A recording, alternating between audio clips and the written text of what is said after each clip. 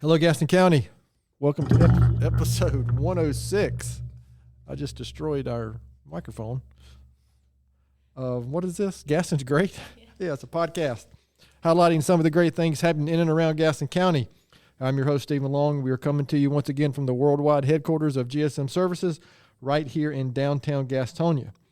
So like we have the last couple of weeks, we are going to shift gears a little bit again and do something I've wanted to do with our podcast for a while. So over the next few months, we are going to have some more community organizations, some community individuals who have done some great work in the community, but I wanted to talk about some specific topics like leadership or, for example, or maybe focus on a book. And we're going to kind of start that discussion today. And I'm thrilled to have with us Mr. Mark Benton, who is our operations manager here at GSM within our residential division. And I want to talk with him about his kind of personal leadership journey. And we're going to kind of base this on a book that our company has studied over the last couple of years. And again, we'll get into that in a minute. But Mark, it's great to have you on, and welcome to the podcast. Thank you. Gee, Stephen. Naomi, I'm all over the place today. Jeez. We're good. We got it. We're under control here. So, we're going to get into this book and then the what it's titled and all that. But first, just something our listeners are probably interested in. Mark, if you don't mind, just share a little bit about yourself and anything that you'd like to share, and then we'll get into the topic. Let's see. I grew up off of Mill Hill, so I'm from here. I bleed here. I know where it's from. Went through Wood Hill, Greer, and Ashbrook. Finished that up. Green Wave. Huh? Green Wave. Yeah, Green Wave all the way. We've had several Green Wave guests on the course. podcast. I mean, that's yeah, right. Yeah.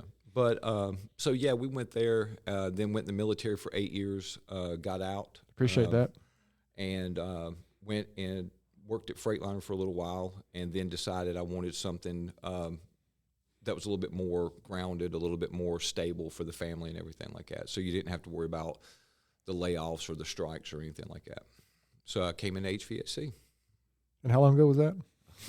21 years ago. 21 years? 21 okay, years so ago. It's been when you say it actually, wow, It's that was good timing there, nice, Naomi. Nice. But yeah, I mean, it's a snap of the fingers, isn't it? Yeah. It's quick. I remember the day, I remember coming in as an apprentice and, and the journey there that it's been, and it's been great. I've enjoyed it. So one reason I wanted Mark on is I've had the great fortune of working with a lot of terrific individuals, and be involved with a lot of great individuals in the community. Met a lot of people through our industry all over the country. But Mark is unique in his leadership journey, his leadership skills. I consider him one of the better leaders that I've been around for lots of different reasons. So before we can dive into the specific, do you mind maybe just sharing a little bit about what kind of got you started on your focus, whether it was the military or something happened before that, or what you've studied and learned since then, or being in charge of teams, whatever, you can just share briefly about what kind of started you on that journey of learning more about leadership and kind of getting to where you are today on that specific journey. Yeah, no, that's great. Yeah. Basically, I saw it done the wrong way. I know how leaders made me feel. I felt like I was getting beat up. I felt like I couldn't do anything. I saw all the bad side of it, and a lot of times I thought there's got to be a better way, because you hear about these great leaders, right? You hear about Lincoln. You hear about all these great leaders in our country and people around, and then you saw it at a ground level, and you're like, that doesn't look the same. It doesn't, right? Yeah. It doesn't look like. And I thought, there's got to be other things. So you start reading books with some of these, and you start looking at it. Now, I mean, I can even go back to the military, and which is a whole different type of leadership. But you still look at it and you think, man, there's got to be a way to really influence people and really let people know you care and guide them. Be more of like, a shepherd, right? Instead of being the dog that is biting at them and grinding on them. There's got to be a way to shepherd people properly. And so that's what got me going down that whole journey of reading books and trying to see what a real leader should look like in today's society and even back. Okay, I appreciate that. Just a little background is good because you and I both, and listen, lots of people here at GSM and the community people that we know have kind of gone down that path as well. So what we're going to specifically focus on and pull some specific information from is a book. I'm going to show it up here. I think Naomi's going to do a better job of letting you guys see the book. The title of the book is The Way of the Shepherd. You can see it's a relatively short book, but it's one that we studied through our leadership study, I guess, back in 2021, I guess is when we started those specific studies. And to Mark's point, I like the word shepherd. And if you're interested in I would encourage you actually to go get the book and read it. It's relatively short. It's by Dr. Kevin Lehman and Bill Pentak. And the subtitle is 7 Secrets to Managing Productive People. But I like to insert the word leadership in place of managing because management is part of what we do here when we're dealing with teams. But I just think it's personally more difficult to manage people as opposed to leading them in different ways and kind of the concept. So before we kind of get started, though, I'll give you just a very quick summary of how the book gets started. I mean, it's a parable about a company called General Technologies, and the gentleman who has helped this company grow to a nationwide or internationally successful company, a gentleman named Theodore McBride. He's about to retire, and he is wanting to give these principles of management and leadership. He wants to tell it to somebody. He wants to be interviewed by somebody and turn these over so it can be passed on as it was passed on to him.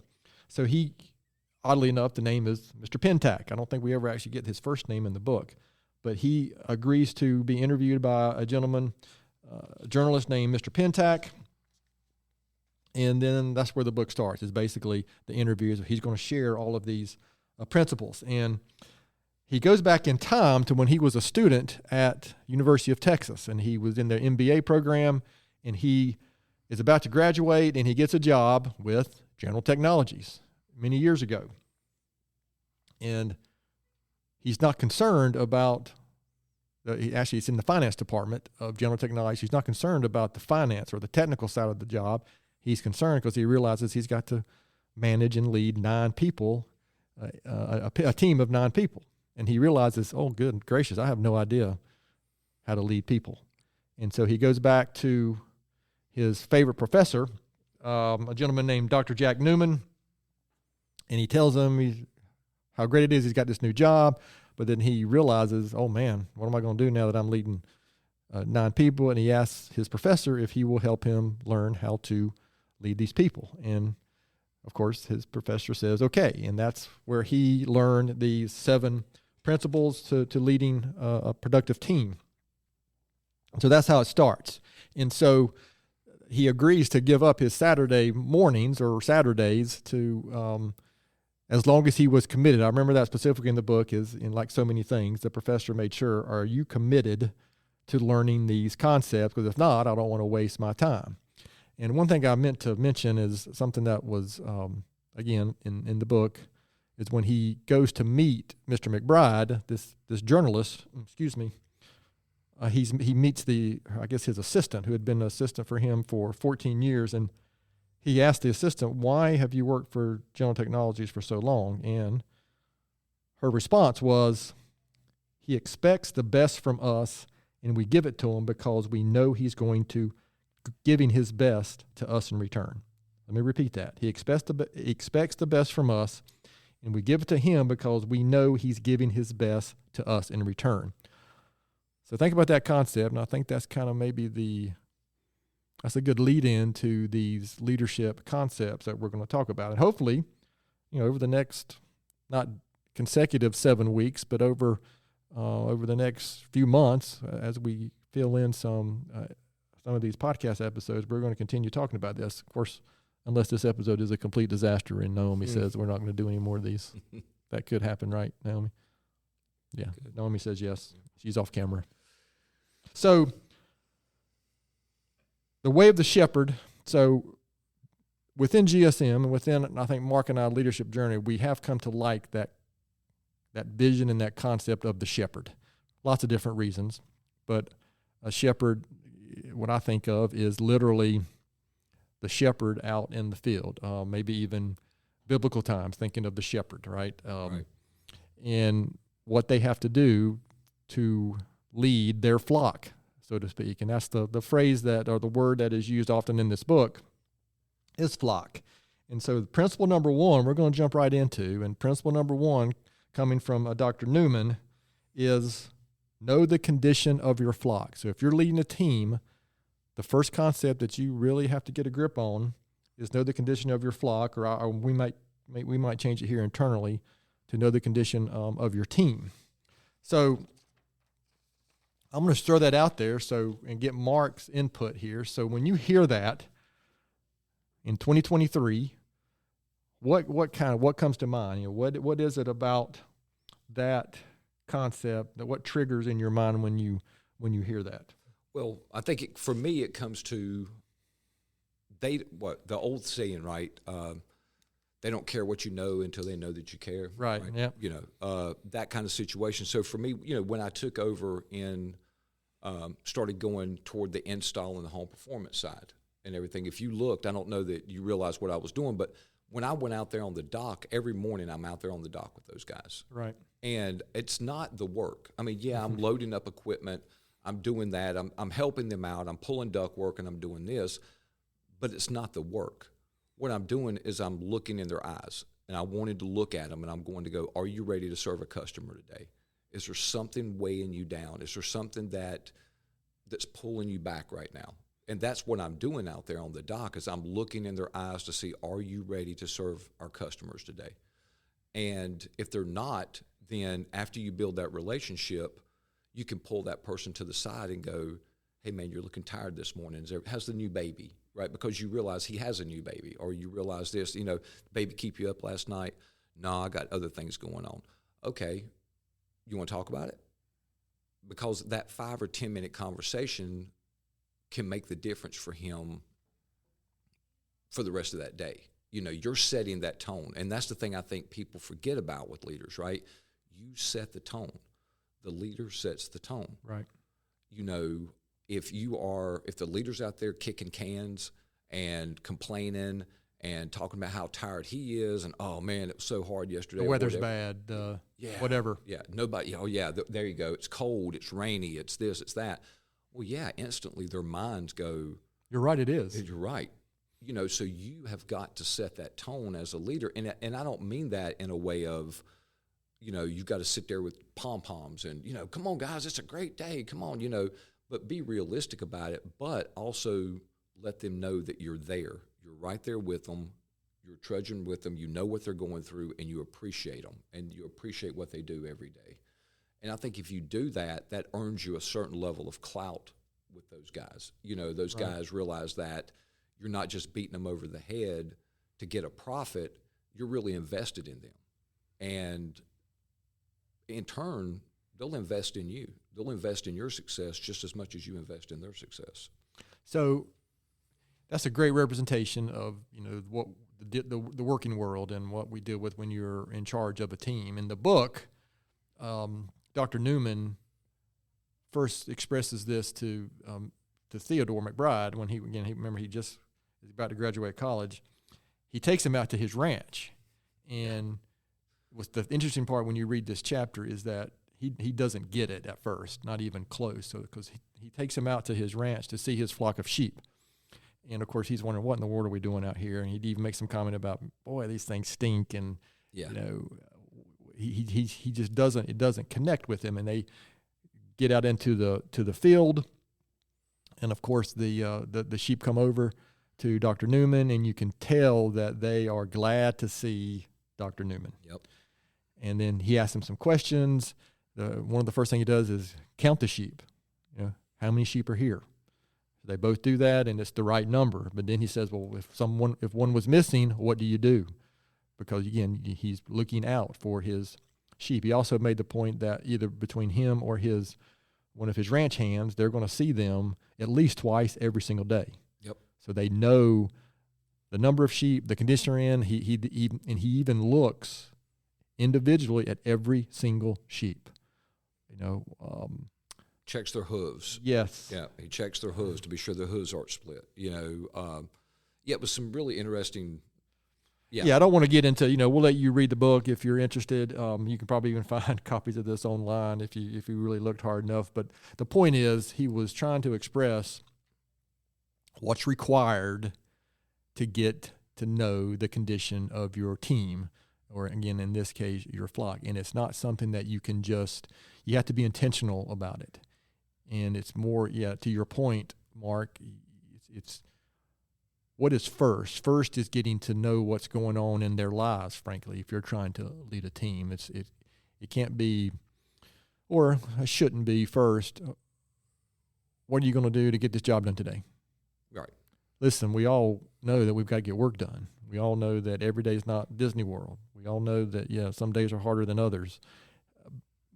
But at the same time, we have to be aware of what's going on within the teams. And so I thought it's a really interesting story. I mean, I'm shortening this, I don't know, 20-page chapter or whatever into just a couple of sentences, but you can really get more detail about that. Well, let me ask you this. Did you catch that? Where did he see them at? Where did he see his sheep at? In their environment. In their environment. Right. He went to them. Yeah. He didn't bring the sheep. He didn't put the sheep in a truck and have them brought to his environment and check them out in his environment. He was right down there in the muck and the mud. Yes. And all of that. He was checking them there. And I think that's huge for a leader too, is you don't want to wait for them to come to your office and search you out. If you want to see how they're doing, if you want to see what they're in, go to their environment. You've got to go into their environment and live in their environment if you really want to get openness and that conversation going and everything. Yeah, so in the business world, this applies to the business world, it applies to church, to your family, to, let's say you're a youth coach, you're a high school coach, you're a teacher. There's just so many applications that these concepts apply to. We just happen to be using it for, initially for our business here, but we quickly learned, or saw where this applies to just all of our interactions and all of our relationships. Even one-on-one, we're using the concept of a team here, but it really applies to those one-on-one interactions and relationships as well. So as this goes on, of course, we're not going to go to the second one just because for sake of time, and surprisingly, we're already at like 18 minutes here. But I pulled out two quotes, Mark, I want to throw at you that I think apply to this. And if anybody out there who's been listening to our podcast, they know that I either share some kind of quote or thought at the end, but I pulled two that I think relate. The first one is from Stephen Covey. If you're familiar with Stephen Covey, he wrote a terrific book called The 7 Habits of Highly Effective People. This is basically one of those habits, but he said, most people do not listen with the intent to understand. They listen with the intent to reply. So he also phrased this concept as you should first seek to understand before being understood. So kind of what Mark's describing is you have to ask these questions and genuinely be interested in the other person. Yes. Whether it's a one-on-one relationship, whether it's a team, whether it's work, whether you have to sit across from Amy, or whatever the case may be. And the second one is very similar, but it ties into the same thing from Harvey Firestone, who is a pretty famous businessman. He said, the growth and development of people is the highest calling of leadership. So how do you help individuals in teams grow and develop? Well, what we're talking, we believe, and I'm not going to speak for Mark, but I think he would agree, but I'll let him speak to that, is we believe this is the first step if you really want to, because this is what is required for the team to trust you as a leader. Otherwise, they're not going to listen, they're not going to follow, because if you're just spouting off orders and directions and all this other stuff, that's just not how it works. So kind of maybe how do you see those quotes and that concepts tying into this whole know your flock and know your condition of your team? Yeah, that first one is the one that I think everyone that I know struggles with, because we want to have the answer. We want to talk, right? And so many times, I'm trying to remind you and I were speaking a few days ago or something, And I had the answer by your second statement. I had the I had the answer, and I was waiting on you to just stop talking for 1 minute, and I could tell you what the answer was. But through I think maturity and reading, I kind of pushed that back out of the way and continued to listen. And had I answered, if I had just done that, I would have given you the wrong answer, because you were asking a leading, you were following up with with more information, and I went, oh, ooh, I'm glad I didn't just jump in there, right? But I think we all do that with my wife, with my daughters, with my grandkids, right? You know, with my coworkers. Man, yeah, it's really easy to think you know the answer to it, but you probably don't. Not unless you're listening. You answer. You can also gather, do they really want an answer? Right. Because as I'm gonna, typically, us men want to solve things. We want to solve that issue, right? Yeah. How does that work out all the time for us dummies, huh, Naomi? When oftentimes whoever is talking to us, they're just looking to give us information, to get it out off their chest, to help us understand, as opposed to, that's also why, I know y'all have heard me say this over the years here, is why I was an average salesman at best. It's because I couldn't wait for the other person to be quiet so I could show them how I'm going to solve their issue or problem, whether they wanted it to be solved or not. Yeah. I couldn't wait to show them how smart I was. And I even remember sales situation where they were ready to sign on the dotted line. I said, well, wait, I haven't shared everything that I know yet. So I need you. Can you let me finish talking before you sign on the dotted line? Yeah, exactly. I mean, so it's the same in these team building relationships, that listening is such a learned skill, in my opinion. Some people I think are naturally better at it than others, but I do believe it's a learned skill through another concept that you and I talk about a lot, is empathy, right? And that's to me, that's kind of the underlying foundation of all this is empathy and understanding. So, yeah. Well, remember what, God, I think it's been about a year ago, I started going down that road, and Lisa, that's my wife, but Lisa absolutely hates it and loves it at the same time, because I ask her, look, do you need me to hear you? Do you need me to help you? Yeah. Or do you just need me to hug you? What do you need from me right now? Because as a man, I automatically, I want to do it. I want to just, oh, you need this done? Yeah, I got it. I can do that. And sometimes she's like, shh, just stop. Yeah. I just want you to hear what I'm saying right now. I don't need you to take action. I just need you to hear me. And so I've really tried hard to get to that place where I'm looking at her and going, you need me to hear you right now. You need to unload right now. Yeah. And I think that's the same thing with our coworkers and people that we follow, is sometimes they're asking for your help, but sometimes they're not asking for help, man. They're just needing you to hear them. And then sometimes they need a proverbial hug. Sometimes every human being out there sometimes just needs a hug and needs to be said, hey, it's going to be okay, man. It's going to be okay. So I think there's this, especially going back to, say, your military example, or me growing up, when I thought of the term leadership, that's the image I had, was probably war movies that I had watched, or it was General Patton, or it was, I don't know, the Lone Ranger, or some image I had from television, or something I had read about the hard-nosed direction giver.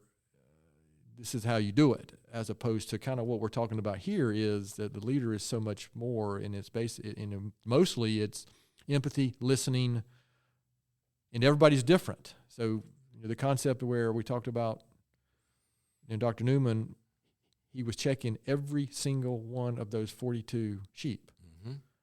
He wasn't collectively making a judgment by looking at a couple and saying, I see where you're at, and I know how to treat all of you.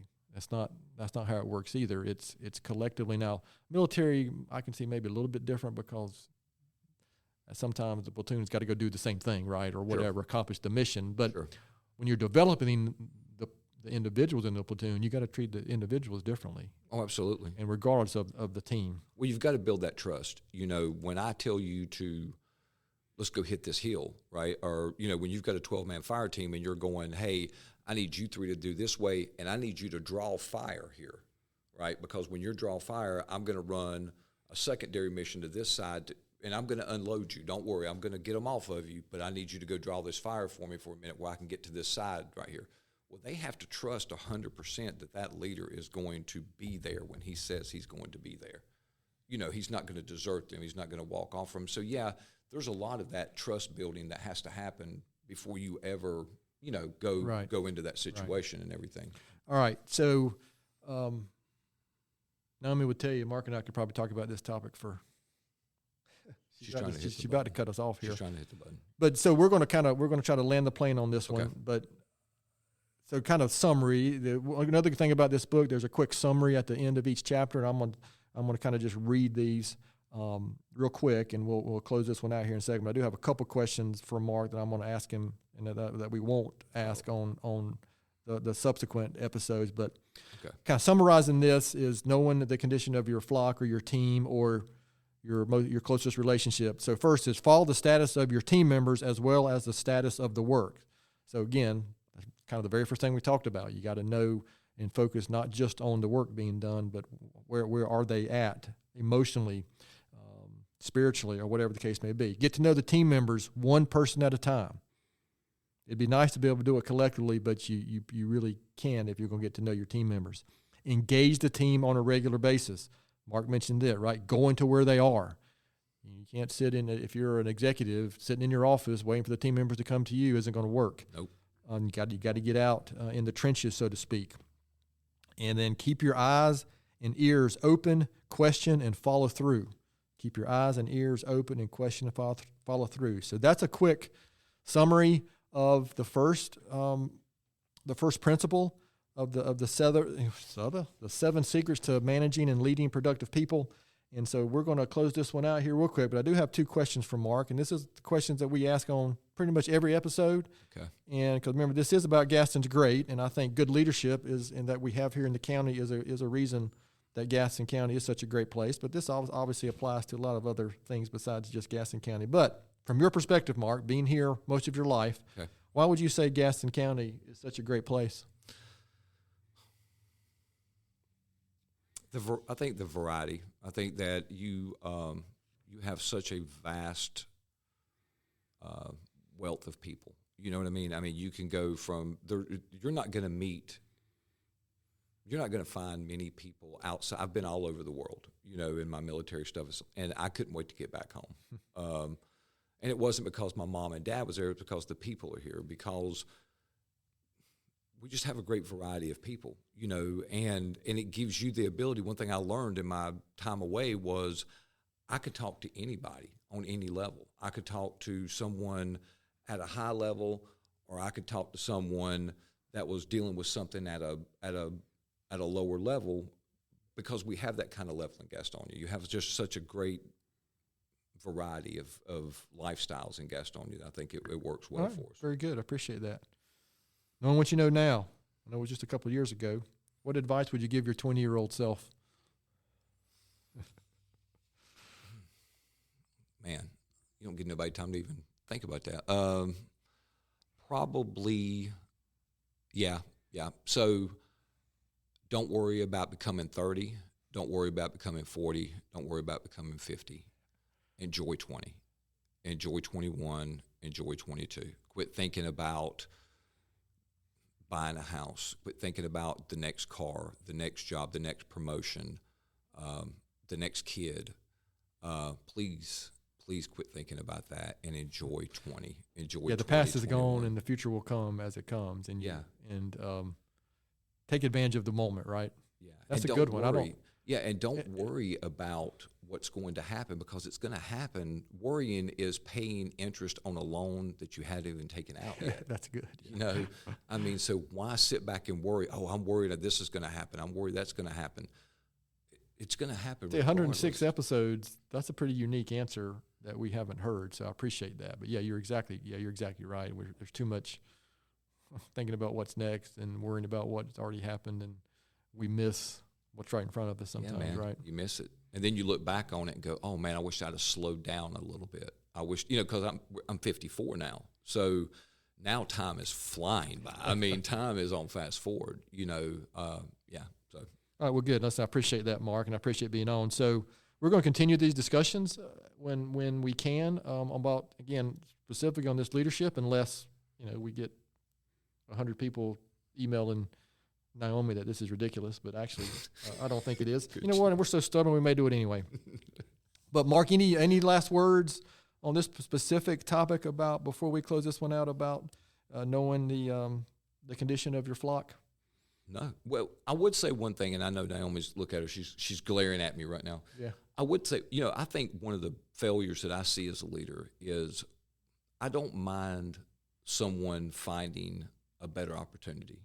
And I don't mind if they come to us and say, hey, I found a better opportunity here. I'm really happy. I'm thinking, okay, great. This was an opportunity for you to learn and grow from it. I'm glad. But I think for me, the ones that really bother me, when you were talking about knowing the condition of your flock, when you have somebody that just quits, for me, that tears my heart out as a leader, because I'm thinking, what did I miss?